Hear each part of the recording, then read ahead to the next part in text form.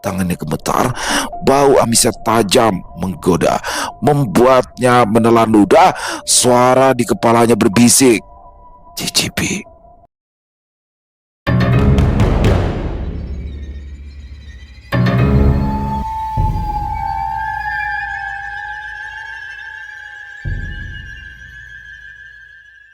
Assalamualaikum warahmatullahi wabarakatuh. Halo semuanya teman-teman, selamat siang, selamat datang kembali di channel kesayangan kita, channel Ilo Entry, dan masih bersama saya Ilo dimanapun teman-teman berada. Semoga teman-teman selalu dalam keadaan sehat walafiat tanpa kekurangan satu apapun dan dimurahkan rezekinya. Amin amin ya robbal alamin. Dan pada kesempatan yang baik ini saya akan membawakan satu kisah dari Jenar Moksa. Wow. Dan untuk kisah kali ini akan menceritakan tentang warung sate Sari Roso. Waduh, siapa yang suka sate deh? Kalau saya jujur ya, awalnya saya nggak suka tuh yang namanya sate kambing. Saya kalau makan sate pasti milihnya sate ayam ya, karena kambing kan identik dengan bau perengus ya dagingnya. Tapi nggak tahu kenapa kemarin saya makan, saya nggak pesan sate kambing, tapi iseng nyobain. Enak banget teman-teman.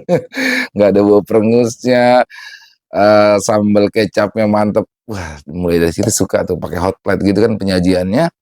Pas dimakan kok gak ada perengus yang empuk, dan ternyata kambing itu proteinnya tinggi banget, lebih tinggi dari daging sapi kalau nggak salah. Aduh, kenapa jadi bahas makanan ya? Oke, apa sih, ada misteri apa sih di warung sate Sari Roso? Oke, sebelum kita masuk ke dalam kisahnya, buat teman-teman yang mungkin belum subscribe channel Ilo Entry, bisa diklik dulu tombol subscribe. Jangan lupa lonceng notifikasinya juga dinyalakan agar teman-teman selalu mendapatkan notifikasi dari konten-konten yang akan kami upload selanjutnya untuk channel Ilo Entry. Kami upload setiap hari teman-teman, setiap siang jam 12 siang waktu Indonesia bagian Barat. Nggak pakai berlama-lama lagi.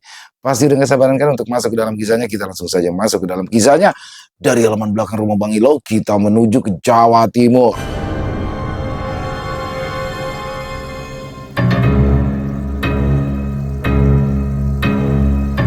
Warung sate Sari Roso. Punya anak laki-laki satu kok seperti bocah. Suara Bu Sarmi melengking tajam. Perempuan yang lahir dan tinggal di Desa Ngareng, Kecamatan Sekaran, Lamongan itu usianya 55 tahun. Tubuhnya tambun, suaranya selalu pedas, mengalahkan cabai rawit. Sudah sifat aslinya, bukan hanya pada menantunya, tapi pada anaknya juga. Bu Sarmi memakai daster batik, wajahnya merah, menahan amarah yang mengendap lama. Ia duduk di dingklik kayu, menghadap panasnya tungku. Menit berikutnya, ia menghantamkan sutil, beradu keras dengan wajan. Mulutnya kembali nyerocos. Umur udah kepala 3, udah punya anak 1, tapi masih aja numpang hidup di rumah orang tua. Gak tau malu. Gak tahu caranya keluar rumah cari penghasilan. Di belakangnya, Ruminah, perempuan berusia 25 tahun, duduk di atas lantai keramik, wajahnya tertunduk, tangannya tidak lagi fokus mengiris sayur kacang panjang. Lagi dan lagi, ucapan ibu mertuanya menguji tingkat kesabarannya. Di sampingnya, duduk Baskara, suaminya. Sulung dari 3 bersaudara itu sudah memakai seragam sawah. Ia menunggu sarapan matang, juga menunduk lebih dalam. Jari-jarinya saling mengait. Rumina melirik sekilas, hatinya menjelos. Akhirnya, kesabarannya sampai pada fase tidak terima. Ia mencoba membela sang suami. Bu, Mas Baskara itu sebenarnya... Tapi belum selesai kalimatnya, Bu Sarmi sudah berbalik. Tatapannya tajam, menusuk dan mencabik, ujung bibirnya tertarik ke atas. Bu Sarmi menunggu sinis. Kenapa? Kamu belain dia, Rum? Ingat posisimu. Kamu itu cuma menantu. Makan di sini, minum di sini, tidur di sini, rausa kakek cangkem. Detik itu juga Rumina sadar. Wajahnya memerah, bukan karena marah, tapi menahan malu sekaligus perih yang menjalar kemana-mana, sampai-sampai pisau di tangannya gemetar. Baskara sigap meraih pergelangan tangan istrinya. Ujung jempolnya menyapu pelan, ditatapnya lekat. Wajah lelah sang istri sambil menggeleng. Ya, Sebagai seorang suami, Baskara selalu menjadi penengah, tidak berpihak pada salah satunya. Suaranya lembut menenangkan. "Sudah Rum, dengerin aja ya, yang sabar." "Ya Mas," balas Rumina sambil menarik nafas berat, menahan di kerongkongannya, matanya memejam, bibirnya terkatup-katup, menahan tangis agar tak meluncur. Sementara itu, Bu Sarmi berdiri dengan kasar, berjalan ke sisi ruangan mengambil wadah untuk tempat ikan yang digorengnya. Gerakannya kasar sampai membuat perabotan lainnya saling beradu. Matanya memicing, menatap anak dan menantunya. Begitu kembali duduk di dingklik, ia berkata lantang, "Coba lihat, tetangga-tetangga itu. Anak laki-lakinya merantau, jadi kuli kek, berdagang kek, jadi TKI kek. Apa aja, asal gak jadi beban orang tua. Lah ini, setiap hari sawah, sawah, sawah. Kalau sawah kering, mau makan apa? Mau makan apa, Bas?" Untuk kali pertama, Baskara akhirnya dengan kasar mengangkat wajah, marah, tapi tetap berusaha meredakan suara. "Bu, selama ini aku cuma ndak tega ninggalin ibu sendirian ngurusin sawah. Kalau aku pergi, siapa yang bantu ibu menanam, terus panen? Alasan. Sawah itu bisa dikerjain sama orang, tapi masa depan istrimu dan anakmu itu tidak bisa diwakilin sama orang lain. Sampai di situ nggak sih pikiranmu, Bas? Hah?" Kata anakmu membuat Rumina mengusap-usap dada. Sesungguhnya hal itulah yang paling dikhawatirkannya dalam diam sampai lewat tahun. Tapi apalah daya, Baskara memilih tetap tinggal di rumah orang tua dengan alasan yang mulia menurut dia. Bu Sarmi mendengus. Tatapan dan amarahnya berpindah, menyapu ketidakberdayaan Rumina yang mengulurkan sayur kacang selesai diiris tadi. Ketika tidak digubris, meletakkan hati-hati di samping, lalu duduk di dingklik berdampingan, mengupas bawang merah dan putih. "Rum, dengerin baik-baik. Perempuan itu nasibnya ikut suami. Kalau suamimu kayak gini, hidupmu juga begini. Jangan ngeluh kalau sampai tua gak ada punya apa-apa. Kalau nunggu warisan dari orang tua, harus dibagi sama adik-adiknya. Selain itu, belum tentu aku yang mati duluan." Jelas Bu Sarmi berusaha tetap waras sambil membantu memetik gagang cabai untuk bumbu tumis kacang. Ya, memang tidak ada yang salah dari kata-kata itu. Begitu menurut Rumina, ia pun mengangguk cepat. Di sela mengulek bumbu, ia menanggapi sopan, "Ya Bu, aku tidak akan pernah mengeluh." Sementara Baskara memilih keluar setelah menanggapi tadi. Ketika sudah matang lekas sarapan, membawa bekal dan berangkat ke sawah. Seperti itulah rutinitasnya, tidak lepas tanggung jawab sebagai anak laki satu-satunya. Memang, sejak menikah 5 tahun lalu, Baskara masih tinggal di rumah ibunya. Sehari-hari menggarap sawah warisan keluarga. Otomatis, untuk makan dan kebutuhan harian, ia dan keluarganya masih menumpang pada sang ibu. Padahal, Bu Sarmi sendiri masih memiliki tanggungan 2 anak yang mondok di pesantren Langitan. Suaminya telah mati 10 tahun lalu, meninggalkan beban hidup yang tidak ringan di pundaknya. Dalam kamar, air mata Rumina menitik satu persatu. Tinggal di pondok mertua juga membuatnya tersiksa. Banyak hal yang dulu tercukupi ketika masih di rumah orang tuanya di Surabaya, lewat tahun tak lagi dirasakannya. Rumina harus menerima hidup pas-pasan, sebab selama tinggal di rumah itu, ia hampir tak pernah memegang uang lebih dari 100.000. Sebenarnya, keputusan Baskara bertahan di rumah ibunya bukan tanpa alasan. Ia merasa berat membiarkan sang ibu mengerjakan sawah seorang diri. Jika sawah itu dikerjakan orang lain, tentu hasilnya akan berkurang. Namun, hal itu tak pernah menjadi pertimbangan bagi Bu Sarmi. Di matanya, Baskara tetap anak laki-laki yang tidak tahu malu, tidak tahu caranya keluar rumah untuk mencari penghasilan yang lebih layak. Bahkan, Bu Sarmi kerap membandingkan Baskara dengan para tetangga yang penghasilannya jauh lebih baik karena berani merantau. Dan itu sangat menyakitkan bagi Rumina. Malam semakin larut. Di atas ranjang, Rumina terdiam. Air matanya kering sudah. Di sampingnya, Baskara tak lepas menatap langit-langit kamar. Akhirnya Rumina berbalik pelan, mengusap ujung kepala anaknya yang tertidur pulas. Anak perempuan itu bernama Wulandari, usianya hampir 4 tahun. Tidur nyenyak, nafasnya teratur, tak tahu apapun tentang beratnya kehidupan yang sedang dipikul kedua orang tuanya. Suara derit ranjang terdengar nyaring dalam keheningan. Baskara berbalik, mengusap punggung Rumina. Yang sabar ya, Rum, pintanya. Rumina berbalik. Iya mas, aku akan selalu sabar, balasnya. Ya, Rumina tidak mau sikapnya hanya akan menambah beban berat suaminya.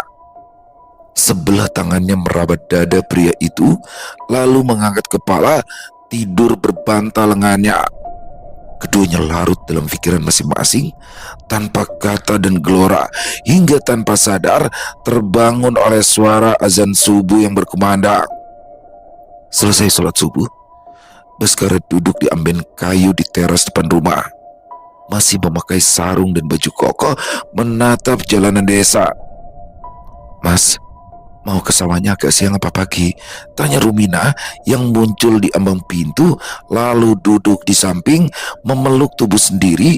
Dinginnya hawa membuatnya menggigil. Siang aja, Rum. Aku mau keluar sebentar cari angin, jawab Baskara. Rumina tak bertanya lebih jauh, tahu kalau sudah bicara begitu, kepala Baskara sedang penuh. Ditatapnya punggung suaminya, melangkah pergi, menyusuri jalanan desa yang mulai ramai oleh bapak-bapak. Tujuannya satu, warung kopi Gus Diran, tempat para lelaki desa meluruhkan penat dan membuang keluh kesah sebelum berangkat ke rutinitas. Begitu Baskara muncul, teman seusianya yang bernama Jumiran langsung menyapa. Loh Bas, tumben nongol. Yang tumben nongol itu ya kamu, Ran, timpal Baskara sambil duduk di bangku kayu panjang menghela nafas berat. Jumiran tertawa lebar, meralat cepat. Iya ya, tapi aku sudah semingguan ngopi di sini, gak ketemu-temu kamu kok. Baskara mengusap kasar rambut yang bergelombang. Kepalaku mumet, Ran. Lalu berpindah pada pria berkumis tebal, sibuk di balik kaca etalase berisikan aneka gorengan. Kopi Gus Dir, sama bakwan 2 ya. Tidak pakai lama, Gus Diran menyodorkan pesanan sambil berkata santai. Minum dulu Bas, wong urip ojo kebanyakan mikir. Hidup itu seperti minum kopi, kalau tidak dinikmati, yang terasa ya hanya pahitnya saja. Bisa aja Gus, tanggap Baskara menyeruput kopi, lalu menyempurnakan dengan sebatang rokok. Setelah beberapa saat berbincang ke sana kemari, Jumiran yang sedari tadi menjadi pendengar mencondongkan badan. Berarti masalahnya seputaran orang rumah lagi ya? Baskara tertawa hambar. Sejak kapan aku punya masalah sama orang lain? Jumiran terdiam sebentar, tubuhnya tersentak kecil ketika ia ingat sesuatu. Bas, aku mau ngomong. Anggap aja ini rezeki lewat. Baskara menoleh, menata penuh selidik. Apa? Jadi gini Bas, aku punya warung sate di Madiun. Dulu rame, tapi sejak istriku sakit, yang gak terurus lagi, jadinya kosong. Jelas Jumiran. Kalau kamu mau buka, pakai aja. Aku gak minta uang sewanya, cukup kamu punya modal awal. Baskara membeku. Selama ini ada angan-angan buka usaha ke arah sana, tapi ia sadar diri kontrakan ruko atau tempat tentulah mahal. Gak bayar? Gratis maksudmu? Tanya Baskara memastikan. Jumiran mengangguk cepat. Iya, gak usah bayar. Serius, Ran? Jumiran menggeser posisi duduknya. Ekspresinya mendadak serius. Lah serius toh? Daripada kosong, buka aja di sana. Kalau misalnya mau jualan sate kambing berat, bisa yang mudah. Pecel Lamongan aja. Orang Madiun pasti suka itu. Pembicaraan mengalir, Jumiran memberitahukan kalau ia berjualan sate kambing. Kontrakannya di Madiun itu ruko 2 lantai. Dan semua perabotannya masih tertinggal di sana. Pokoknya lengkap. Jadi untuk modal awal tidaklah membutuhkan uang besar. Betul-betul Baskara hanya mempersiapkan modal beli bahan saja. Detik itu juga harapan menyala di dada Baskara. Tapi padam beberapa saat kemudian wajahnya kembali berubah masam. Masalahnya aku gak punya uang, Ran. Boro-boro untuk modal awal. Jumiran menepuk bawah Baskara. Dipikir-pikir dulu, Bas. Coba setelah dari sini nanti rembukan. Rezeki itu gak selalu nunggu siap. Kamu ketemu aku di sini kan sudah jalannya takdir, sudah dituntun Gusti Allah. Jangan disia-siakan karena kesempatan tidak datang 2 kali. Harapan kembali menyala, wajah Baskara berbinar. Ya, Ran, nanti sampai rumah aku tak rembukan sama istri dan ibu. Ya, aku doakan semoga dimudahkan. Nanti kamu tinggal hubungi aku ya. Nomorku masih sama, kata Jumiran di ujung perpisahan. Begitu sampai di rumah, Rumina masih duduk di balai depan. Kedua alisnya mengkerut melihat ekspresi suaminya. Buru-buru ia menyapa. Mas. Baskara duduk dengan kasar, tangannya mengusap wajah. Rum, aku ditawari buka warung di Madiun tadi. Rumina menoleh, matanya membesar. Warung? Warung apa, Mas ya? Baskara mengangguk. Ya, barusan, Rum. Siapa, Mas? Teman sekolahku dulu. Dia orang sini juga. Cuma jadi tinggal di Latek, desa istrinya. Selama ini dia itu merantau di Madiun. Setahuku sampai punya apa-apa, hidupnya mapan di Latek sana. Nah sekarang pulang karena istrinya sakit. Begitu katanya tadi. Nah aku disuruh nempati warungnya. Katanya gak perlu sewa. Tapi kan aku gak punya modal. Terang Baskara tanpa jeda menceritakan semua yang dikatakan Jumiran. Rumina yang melongo mendengarkan seksama akhirnya menggeser posisi duduk sampai ujung pahanya bersentuhan. Mas mau? Mau, jawab Baskara jujur. Tapi masalahnya aku gak punya modal untuk mulai, Rum. Mereka terdiam cukup lama. Begitu sesuatu terlintas, Baskara berdiri. Aku mau bicara sama ibu. Rumina menatapnya ragu. Sekarang, Mas? Ya kalau ditunda-tunda aku malah mundur, jawab Baskara, tidak ingin tekadnya kembali terbentur. Rasa tidak tega meninggalkan ibunya. Tapi kan, Mas? Baskara menghentikan langkah di ambang pintu. Sudah, ini urusanku. Doakan kalau ini sudah jadi jalannya, ya, Rum. Rumina mengangguk meski tidak sedikit pun ada rasa optimis. Di dapur, Bu Sarmi yang sedang membersihkan panci begitu melihat Baskara, ia langsung nyerocos. Ngapain kamu coba mondar-mandir di rumah? Ke sawah capek? Gak ke sawah capek, mending sawah, Bas. Baskara menelan ludah, duduk dengan hati-hati di kursi meja makan. Bu, aku mau ngobrol, Bu. Kalau soal duit, ibu gak punya. Potong Bu Sarmi cepat, lalu mencantolkan panci dengan kasar. Bukan itu, Bu. Baskara mencoba tetap tenang. Aku ditawari buka warung di Madiun. Bu Sarmi terkejut, matanya menyapu bersih sisa harga diri Baskara, lalu tertawa tajam merendahkan. Warung? Kamu? Iya, Bu. Modalmu dari mana? Tanya Bu Sarmi mendekat lalu duduk berhadapan. Baskara menggigit rahang kuat-kuat berkata jujur. Belum ada, Bu. Sontak Bu Sarmi berdiri dengan kasar, kedua tangannya menggebrak meja. Omong kosong. Mimpi kebanyakan ngopi. Mau dagang tapi gak punya duit. Otakmu itu dipakai gak sih, Bas? Tiba-tiba Rumina muncul di ambang pintu. Bu Sarmi menoleh tajam, telunjuknya mengarah ke wajah sang menantu.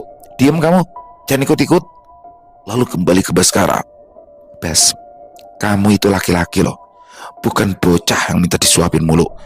Kalau cuma bisa ngandelin hasil sawah, jangan sok ngimpi kamu. Harga diri Baskara kembali dikuliti, dadanya naik turun, meralat ucapannya.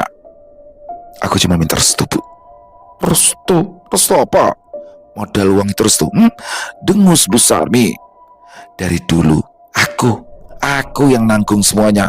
Kamu cuma alasan. Lalu tatapannya beralih ke Rumina. Kamu juga. Jangan pura-pura sok suci. Selama ini ikut numpang, ikut makan. Sekarang kalau suamimu mau jadi apa-apa, kamu juga harus buktikan andilmu. Rumina membeku, kedua tangannya mencengkram gorden pintu kuat-kuat. Bu, maksudnya? Bu Sarmi melangkah mendekat. Ya buktiin dong. Kalau kamu itu bukan cuma beban, jangan cuma diem nunggu orang tua laki-laki. Rumina menunduk, dadanya sesak, tapi akhirnya berani mengangkat wajah. Kalau begitu, Bu, aku akan pulang ke Surabaya. Bu Sarmi menyeringai, ujung bibirnya tertarik menyembunyikan senyum. Pulang? Minta ke orang tuamu? Rumina mengangguk. Iya, Bu, aku akan minta bantuan demi suami dan anakku. Baskara berdiri mencegah.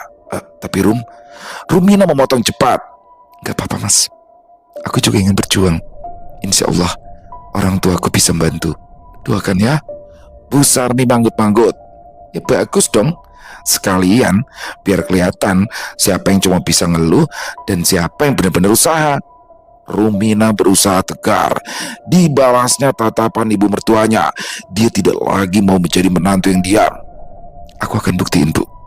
Bu Sarmi melengos kasar, bibirnya miring ke sana kemari tanpa mengeluarkan kata cibiran lanjutan yang tumpang tindih dalam dadanya.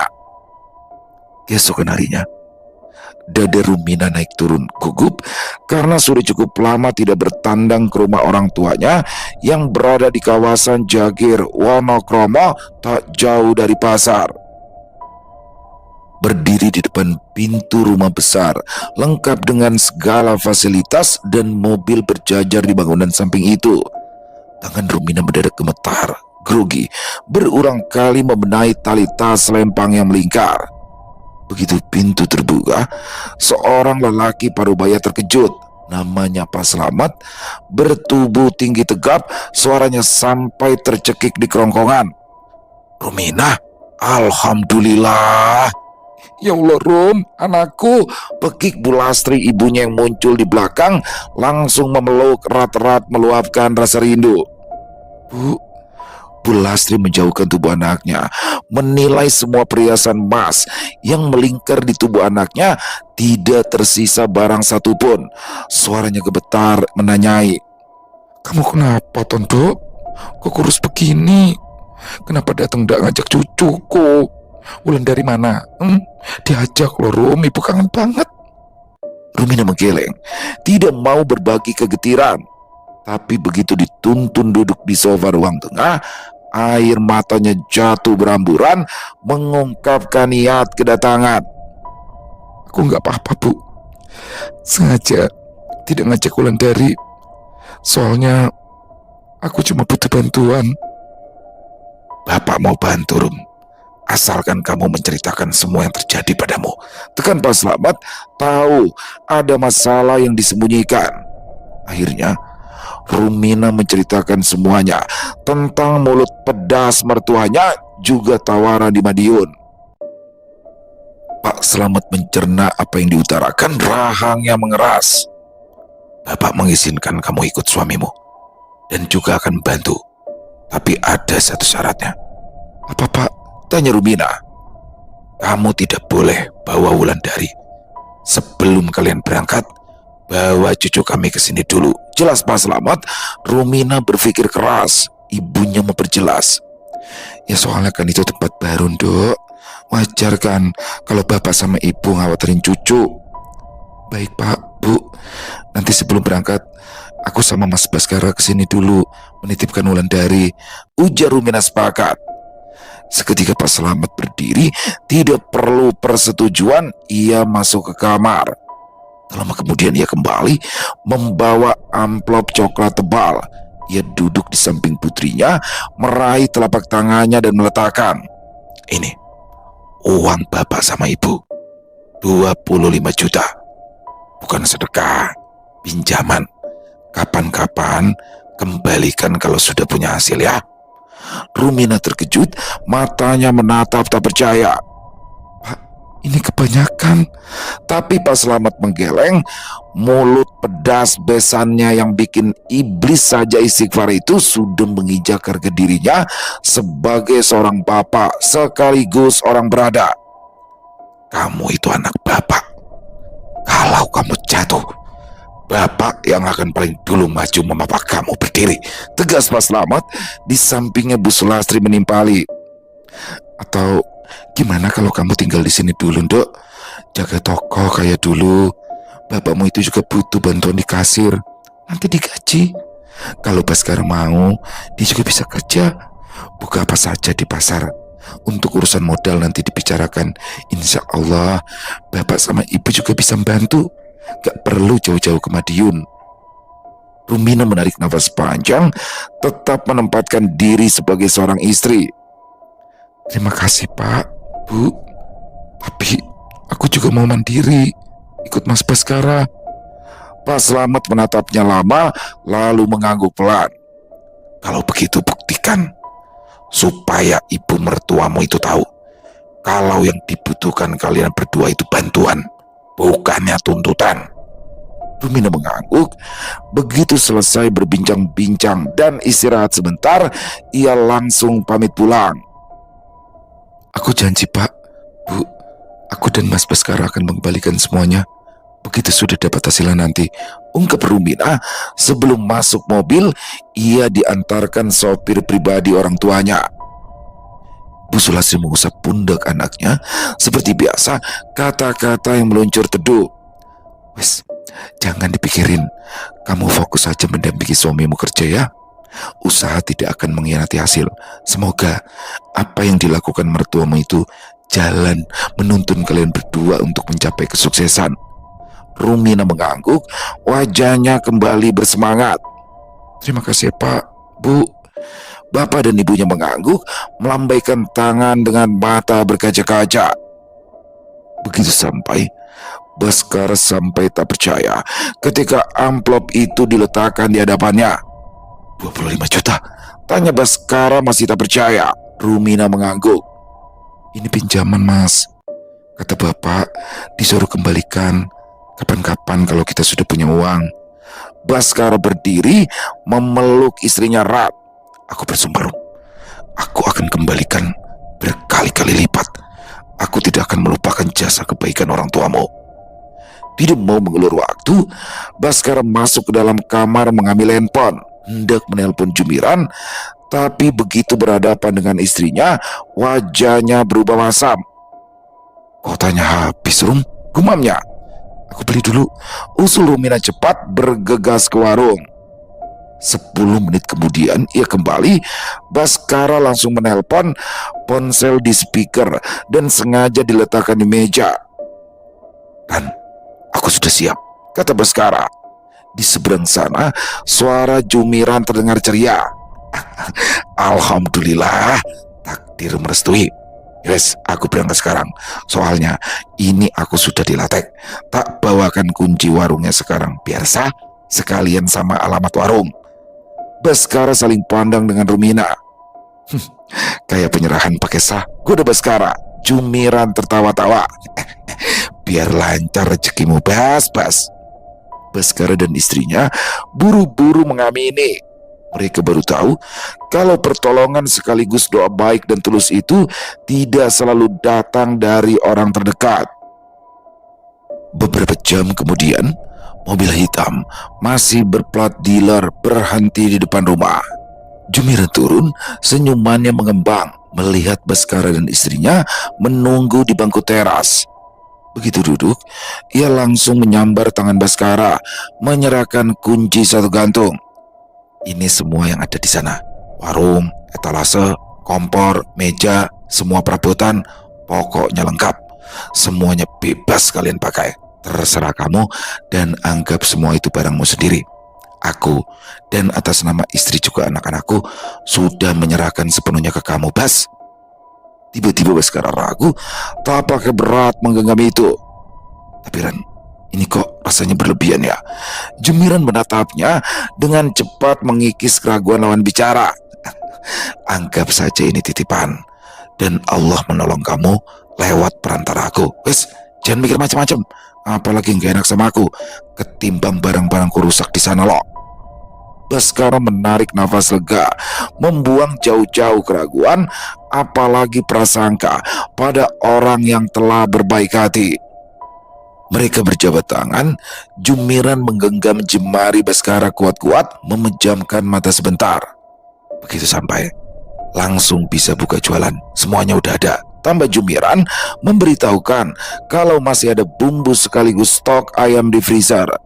Saking senangnya, Baskara dan Rumina tidak bisa berkata-kata, menatap kepergian mobil Jumiran dengan perasaan campur aduk sampai lenyap dari pandangan. Dari belakang, Bu Sarmi muncul, menengadahkan kedua tangannya tinggi-tinggi. Alhamdulillah, akhirnya keluar rumah juga. Begitu anak dan menantunya menoleh dengan nada keras dan memerintah menambahi, ingat, kamu itu anak laki-laki, jangan lupakan adik-adikmu, mereka juga tanggung jawabmu. Rumina melangkah mendekat, menahan emosi ya bicara. Tenang Bu, suamiku bukan tipe orang pelupa. Ibu juga tanggung jawab kami. Doakan saja jualan kami ramai, biar ibu ikut kenyang. Bu Sarmi mendengus, bibirnya maju. Jangan cuma ngomong. Lalu melengos kembali ke dapur. Baskara menepuk pundak Rumina. Ayo siap-siap, besok kita berangkat cepat. Yang sabar ya, ajaknya sambil menatap alamat yang sudah di tangan. Warung Sate Sari Roso, Jalan Kalimas Baru, Kelurahan Klegen, Kota Madiun. Rumina tersenyum lega. Rasanya baru seperti terbebas dari entah apa itu namanya. Kita mulai hidup baru, Mas. Ya Rum, akhirnya Mas bisa dapat kesempatan untuk membuktikan kalau sebenarnya juga bisa cari makan di luar, ujar Baskara. Keesokan paginya, Rumina berdiri di depan cermin, membenahi rambut Wulandari yang masih setengah mengantuk. Bocah itu menguap lebar, lalu menepuk-nepuk pipinya sendiri. Kita mau kemana, Bu? Tanyanya polos. Ke rumah Eyang. Main sebentar sama Eyang Putri, sama Eyang Kakung, jawab Rumina lembut, meski dadanya diremas-remas perasaannya tak karuan. Di ruang tengah, Bu Sarmi duduk sambil menyilangkan kaki. Sejak subuh, wajahnya datar, tidak ada tanda sedih, tidak ada air mata. Yang ada hanya nada suara khasnya, tajam dan bikin kuping panas.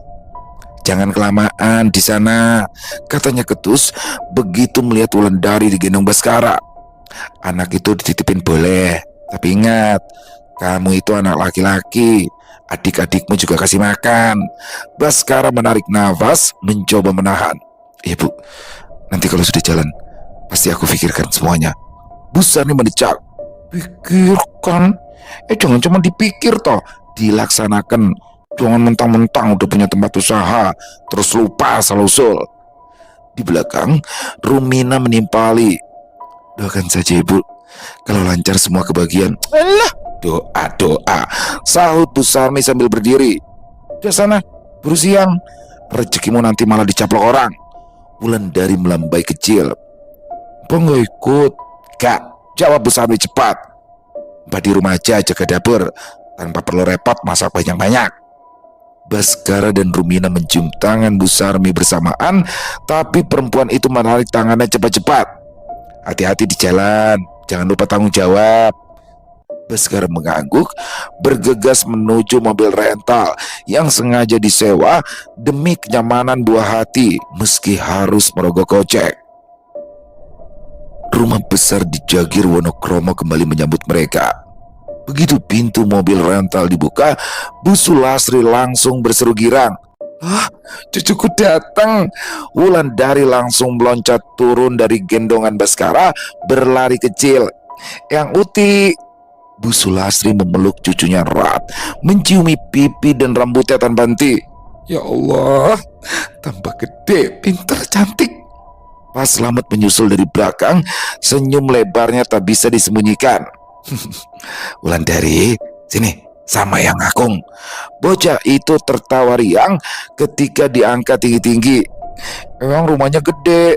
Iya dong, jawab Pak Slamet terkekeh. Nanti ikut ke toko ya, ambil sepeda baru buat main di halaman. Mau? Mau. Rumina menatap pemandangan itu dengan mata berkaca-kaca, ada rasa lega sekaligus perih. Tak butuh waktu lama, Wulandari sudah berlarian ke sana kemari. Tawa kecilnya memenuhi rumah besar itu. Tenang saja ya Rum, ujar Bu Sulastri sambil mengusap punggung anaknya. Sesama perempuan, dia tahu perasaan Rumina. Cucu ibu bakalan senang di sini kok. Tak ingin mengulur waktu, Baskara mengalihkan pembicaraan. Pak, Bu, kami pamit ya. Mau langsung berangkat ke Madiun. Naik apa? Tanya Pak Slamet. Naik bis aja Pak, sahut Rumina tahu arah pembicaraan. Biar hemat. Pak Slamet langsung menggeleng. Oh tidak. Dia berdiri mengambil 3 kunci mobil pribadi dari bufet. Pakai salah satu mobil Bapak, supaya kalau sewaktu-waktu ada apa-apa bisa langsung pulang. Tapi Pak, Baskara ragu. Nggak ada tapi-tapian. Bapak lebih tenang kalau kalian bawa kendaraan sendiri. Bu Sulastri menimpali. Dan ingat, kalau ada apa-apa di sana, jangan dipendam, jangan sungkan. Mau kabar senang, mau kabar susah, telepon. Ibu kepingin dengar semuanya, ya. Baskara menunduk hormat. Ya Bu, aku janji. Pak Slamet menatap menantunya lurus-lurus. Bapak percaya kamu, tapi jangan merasa sendirian. Kamu tidak berjuang sendirian. Baskara mengangguk kuat. Saya tidak akan lupa Pak. Baskara memilih mobil yang paling standar, Avanza, perlahan keluar dari pelataran rumah besar itu. Dari teras, Bu Sulastri melambaikan tangan, matanya tak lepas sampai mobil menghilang. Setelah itu, tangannya melingkar di lengan suaminya. Pak, kenapa ibu ngerasa janggal ya? Pak Slamet menoleh. Janggal gimana toh Bu? Ya masa ada orang ngasih warung, peralatan lengkap, gratis gitu aja, nggak pakai minta uang kontrakan, tanpa batas waktu. Bu Sulastri menggeleng pelan. Ibu takut Pak, anak kita jadi korban. Loh, maksud ibu korban apa? Ya, pesugihan apa tumpel gitu, jawab Bu Sulastri asal bingung menamai perasaan tak enaknya. Lah, ada-ada aja kamu itu Bu, tepis Pak Slamet. Tapi jantungnya berdesir, buru-buru membuang jauh-jauh menambahi. Sudah, jangan seuzon. Allah itu maha mengatur. Insya Allah orang baik ketemu orang baik. Ya, ibu kan cuma khawatir Pak, lirih Bu Sulastri. Iya, tapi kok Bapak juga ya, jawab Pak Slamet pelan. Sementara itu, mobil Avanza melaju menembus jalanan menuju tempat yang selama ini tidak terlintas sama sekali. Di jok samping kemudi, Rumina terkantuk-kantuk menemani perjalanan. Setelah menempuh perjalanan panjang, mobil Avanza melambat ketika papan bertuliskan Jalan Kalimas Baru, Kelurahan Klegen terlihat di depan mata. Ini alamatnya, nomornya juga pas, gumam Baskara. Rumina yang kantuknya hilang, entah pergi kemana, menundukkan kepala, memastikan alamat itu benar. Sejak masuk wilayah Madiun, pikirannya sudah tak enak. Sepi banget ya Mas, bisiknya. Ya sudah malam kan Rum, orang-orang udah istirahat, jawab Baskara santai meski tangannya refleks mengeratkan setir. Mobil akhirnya masuk ke pelataran rumah 2 lantai. Pada bagian depannya tanpa pagar, di samping sebelah kanan terpisah dari rumah utama, ada bangunan besar. Pada bagian sampingnya bertuliskan Warung Sate Sariroso. Tidak ada satupun lampu menyala di 2 bangunan terpisah itu. Rumina memeluk lengannya sendiri, wajahnya menunduk meneliti. Mas, perasaanku gak enak. Gak enak karena apa? Tanya Baskara enteng. Rumina mendekatkan bibir, ia berbisik. Kayak datang ke rumah setan Mas. Baskara terkekeh pendek. Mana ada setan punya rumah Rum. Manusia kok takut sama setan.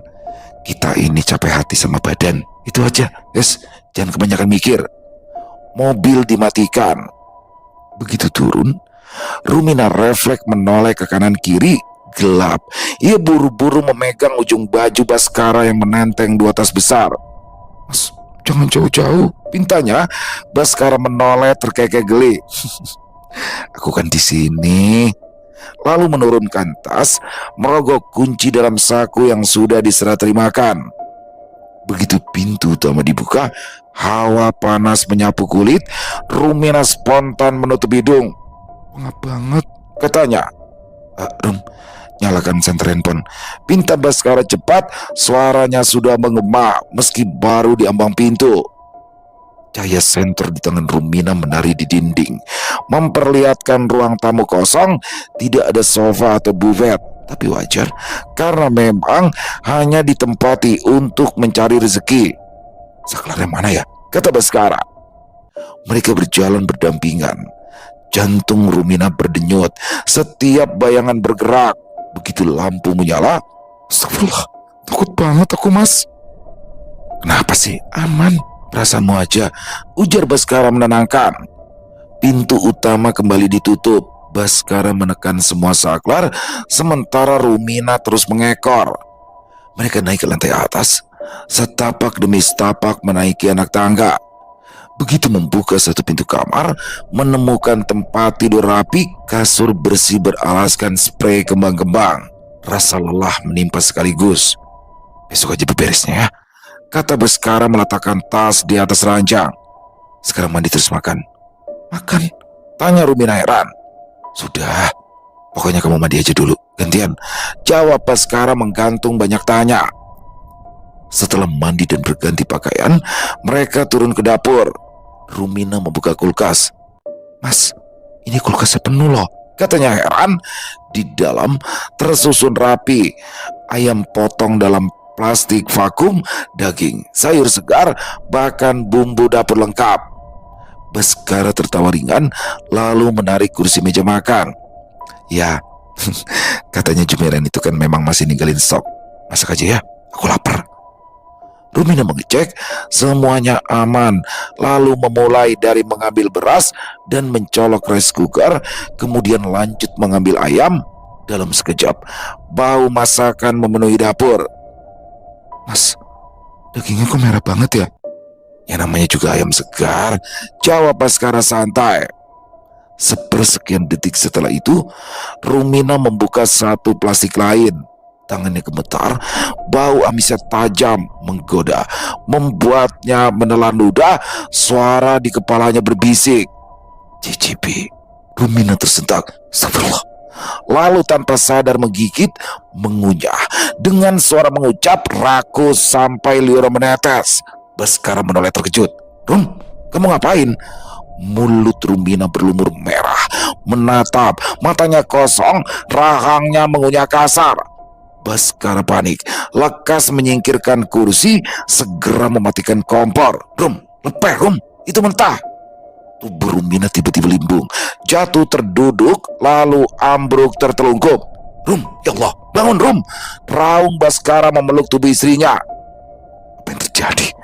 Dalam ketegangan, Baskara meraih ponsel. Otaknya bekerja cepat, menelpon Jumiran, tapi tidak diangkat. Sekali, dua kali, tiga kali. Baskara frustasi.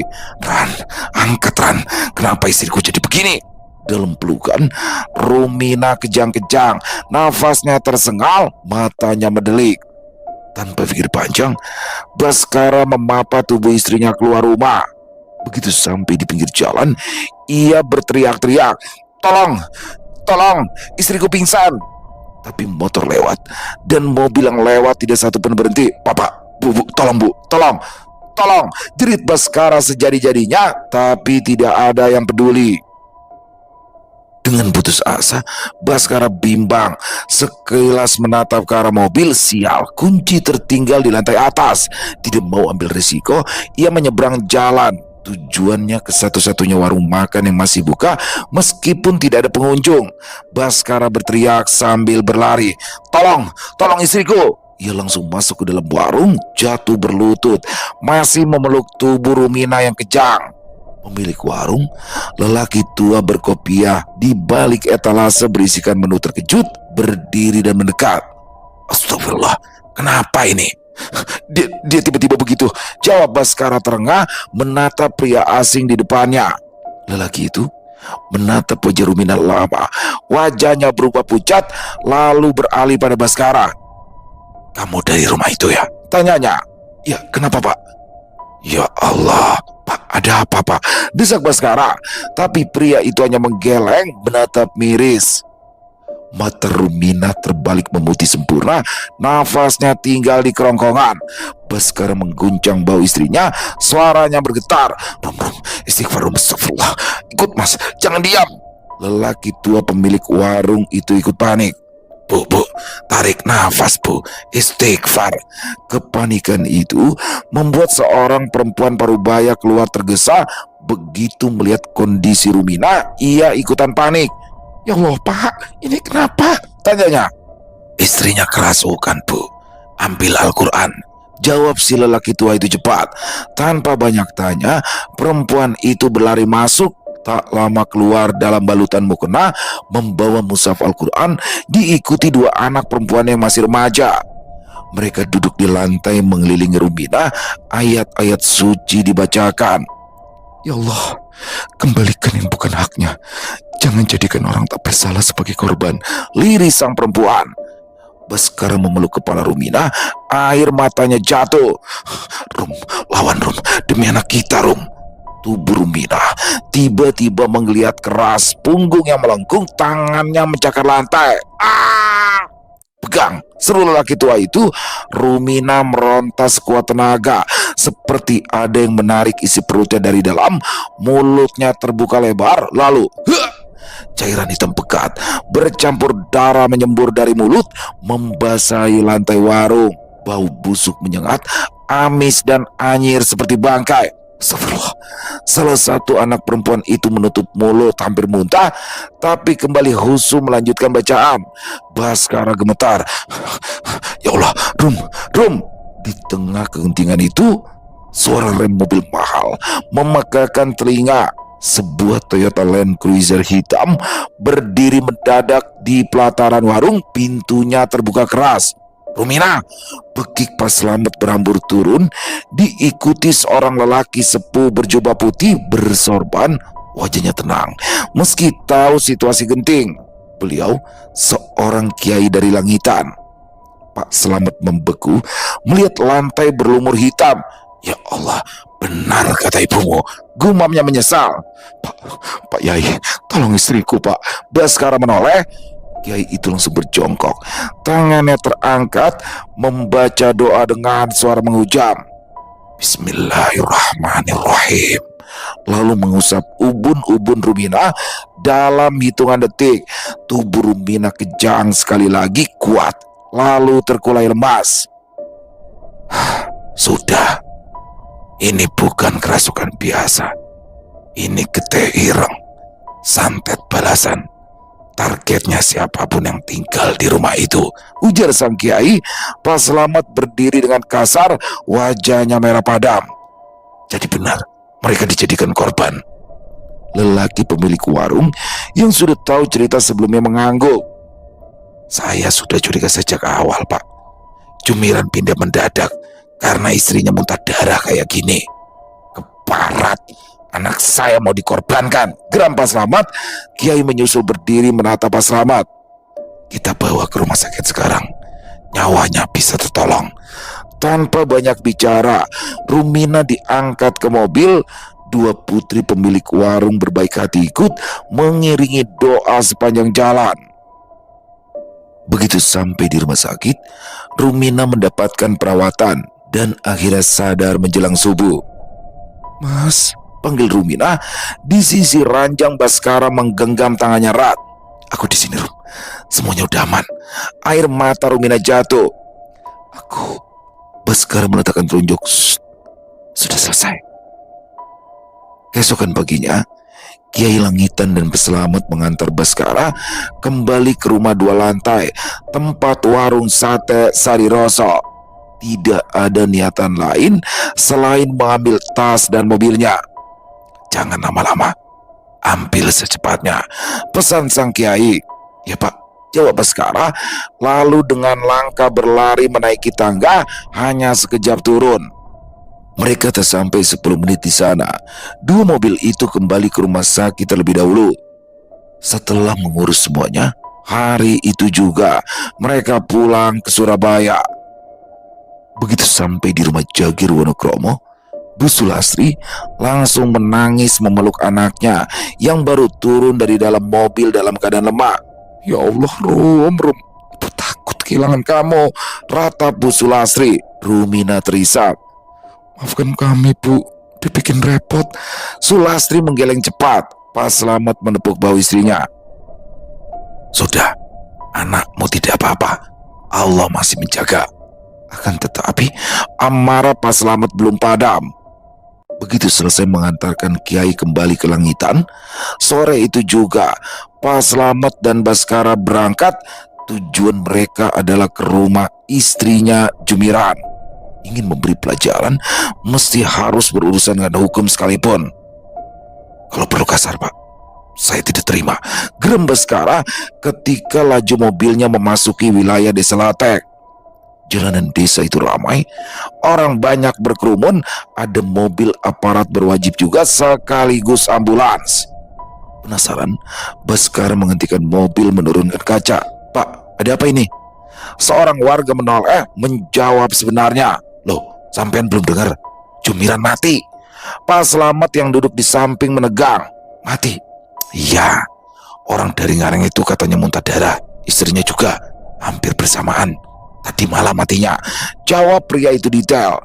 Pak Slamet langsung menengadahkan kedua belah tangan. Ia berucap, Allah Maha Adil, terima kasih Allah.